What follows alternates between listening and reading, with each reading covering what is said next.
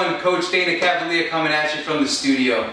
I wanted to have a little conversation with you. One of the things that I used to always love doing, with my guys, my pro athletes especially, I still enjoy doing it, is something I call gym talk. And that's just a little bit of chatter where we talk about life and we talk about what's going on in regards to training and performance. So one thing that I always want to address is having a plan and having an objective when you train. I see so many people, again, talking high-level executives to professional athletes, that they train without a plan, right? They do the same thing. They've been doing the same thing for 5 or 10 years. Some guys have even been doing it for 20 years. It's never changed. Their body changes every 3 to 5 years.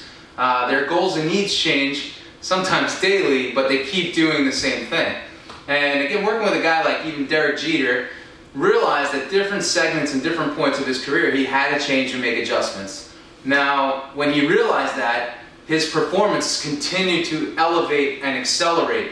And I know so many men, especially over 50 or over 40, they keep saying, well, I can't do this, or I used to be able to do that, and now I can't do it anymore. I met a gentleman at a golf club a couple days ago, and he said, I used to play tennis, but I can't play anymore because of my shoulder. And I, as a professional, said, I guarantee you I can fix your shoulder. Now, let's talk about why you can't play anymore.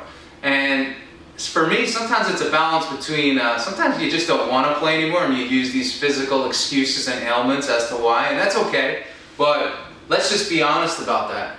If physically you know that you can, it's just going to take more work and you don't want to put the work in, just say you don't want to put the work in. But don't lie to yourself and blame a physical ailment, because most physical ailments in the body can be healed. I know men that have had knee replacements and hip replacements that go back out and run, and they do very well. They go out and play tennis. Again, these are all against doctor's orders, but they end up having great, post or later in life careers in those sports. So, which is really cool, but they have to put together a new plan and strategy in order to execute at that. So I just want to stop making excuses and blaming our physical bodies as to why we can't do things, when a lot of times it's mental. The real reasons oftentimes are mental why we can't do things. So let's address that part and just be honest. If you don't want to do it anymore because you don't want to put the work in or it's too much effort, don't lie to yourself and blame your body, because what will happen is just that conversation of negative will start to actually physically erode the body even more. So something I wanted to share with you in today's gym talk episode, but I think it's something of huge value. So think about your life, what you're not doing anymore, and why you're actually not doing it. It's probably you don't want to put the work in, right? And I'll leave you with this, but somebody once told me, they said, Dana, ask any adult over 40 when the last time they jumped, hopped, and skipped was, or basically when the last time they left the ground was. And most people haven't participated in those type of activities in such a long time.